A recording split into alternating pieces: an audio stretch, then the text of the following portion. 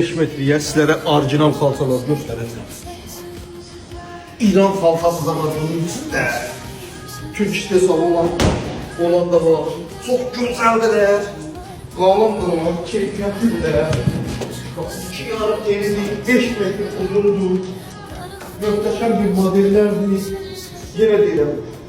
Türklərində də var, İranın da var. Bax, yanımdaşdırım.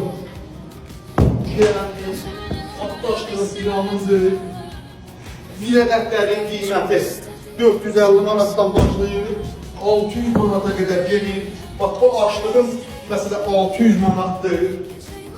Bax, beləsi var. Qiyməti 550 manatdır. Güzəlliyinə baxın.